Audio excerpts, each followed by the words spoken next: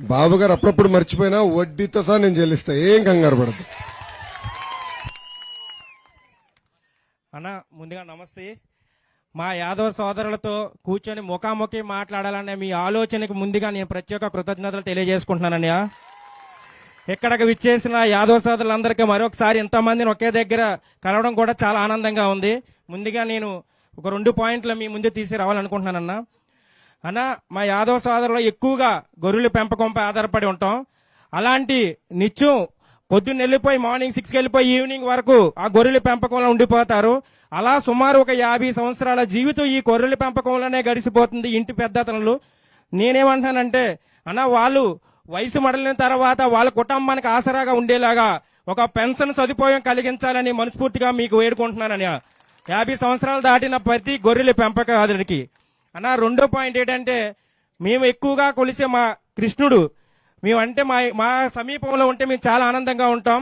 ప్రతి 100 కుటుంబాలు ఉన్న పంచాయతీలో కృష్ణుడి గుడి కట్టుకునేలా ఆ పంచాయతీలో స్థలం కేటాయించాలని మనస్ఫూర్తిగా వేడుకుంటున్నాం. ఎందుకంటే అన్నయ్య, మేము కొంతమంది ఉన్న అవతల పార్టీల తరపున కానీ రాజకీయ దౌర్జన్యాలకు కానీ ఎదిరి వెళ్ళి అడగలేకపోతున్నాం. కాబట్టి 100 కుటుంబాల దాటి ఎక్కడైతే యాదవ సోదరులు ఉన్నారో అది ఒక ప్రభుత్వం కంపల్సరీగా స్థలం కేటాయించే విధంగా చేయాలని వేడుకుంటున్నామని ఈ అవకాశం ఇచ్చిన మీ అందరికీ ప్రతి ఒక్కరికి వేడుకుంటూ సెలవు తీసుకుంటున్నాను. Thank you.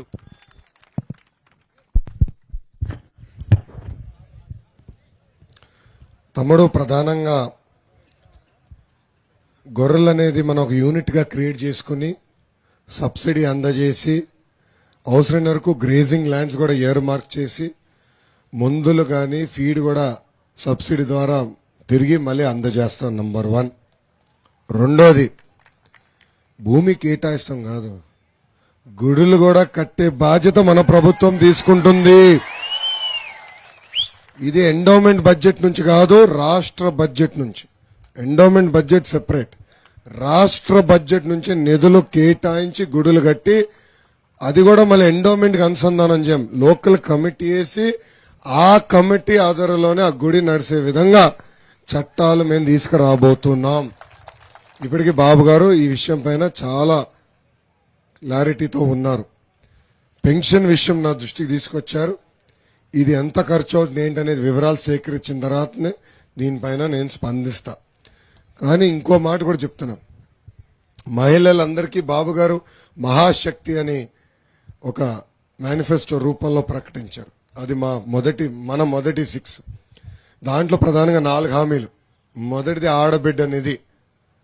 18 సంవత్సరాల నుంచి 59 సంవత్సరాల వయసు నిండా మహిళలకి ప్రతి నెల 1500 రూపాయలు మన ప్రభుత్వం ఇవ్వబోతుంది. అంటే సంవత్సరానికి 18,000, 5 సంవత్సరాలు 90,000. రెండోది తల్లికి వందనం. ఇంట్లో ఎంతమంది బిడ్డలుంటే అంతమంది బిడ్డలకి ఒక్కొక్క బిడ్డకి ప్రతి సంవత్సరం 15,000 రూపాయలు మన ప్రభుత్వం ఇస్తుంది. అంటే ఒకరుంటే 15,000, ఇద్దరుంటే 30,000, ముగ్గురుంటే ఎంత బా 45,000 రూపాయలు. మూడోది దీపం పథకం. గ్యాస్ ధర విపరీతం పెరిగిపోయింది. ఇప్పుడు మంట తాకితే చేయి కాలట్లా.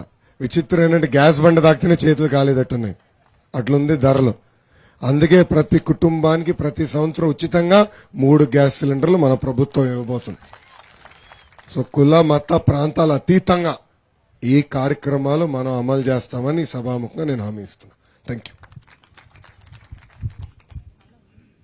నమస్తే అన్న, నా పేరు సంధ్య. నేను బీసీల కోసం మాట్లాడాలనుకుంటున్నాను. మా బీసీ హాస్టల్లో పిల్లలకి ఫుడ్ సరిగ్గా లేదు, రూమ్స్ సరిగ్గా లేవు, వాటర్ సదుపాయం అంతగా లేదు. రూమ్స్ అయితే ఇంకా టాయిలెట్స్ ఇవన్నీ అంటే ఎందుకు ఇచ్చేస్తున్నానంటే మీ ముందుకు ఇవన్నీ తీసుకొస్తేనే మీకు తెలుస్తుంది కాబట్టి ఇవన్నీ మేము చెప్పడం జరుగుతుంది.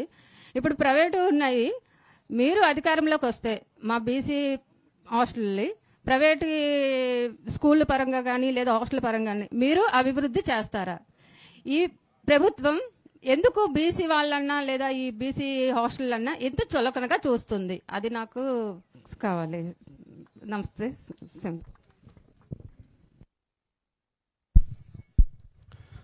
అమ్మా, ఈరోజు ఈ ప్రభుత్వంలో బీసీల పరిస్థితి చాలా దారుణంగా ఉంది.